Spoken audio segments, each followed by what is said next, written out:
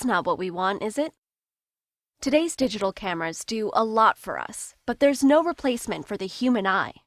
It's important to learn how cameras work with light to create an image.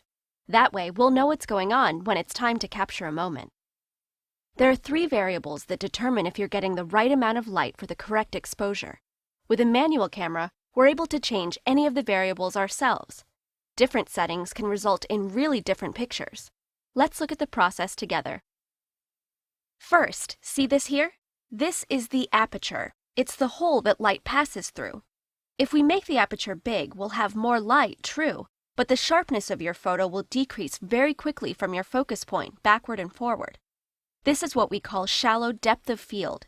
If we have a very small aperture, we'll have less light but a deeper depth of field. For portraits, it can be nice to have a sharp figure separate from a somewhat blurry background, so I would suggest a large aperture. Aperture is measured in f-stops. This can get a little confusing because lower numbers mean bigger apertures and higher numbers mean smaller apertures. Next, there's shutter speed to think about. The shutter acts like a curtain that covers the sensor, and it only opens when you release the shutter button. If we want less light, we open the shutter for a shorter time. If we want more light, we open it for a longer time, but we run the risk of getting a motion-blurred picture. The speed is measured in seconds and fractions of seconds. For shooting sports or anything with a lot of movement, we'll need faster speeds.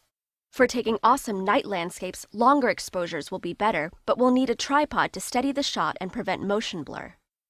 Another cool thing we can do with light exposures is light painting, drawing in the dark with a torch or the light of a cell phone. Lastly, ISO sensitivity controls how sensitive the sensor is to light. If we use low sensitivity, we'll need more light to register a photo. With a higher sensitivity, we'll be able to get a picture with less available light. 100 ISO is a low sensitivity, while 6400 ISO is a high one. If we increase sensitivity, we'll be able to use faster speeds and smaller apertures, but we'll get noisier images. Good thing we have something to tell us if we're getting the correct amount of light to get a good exposure, the light meter. Sound good to you? Now it's time to get out there and practice taking pictures under different conditions, so you know what to do anytime you want to take the best picture.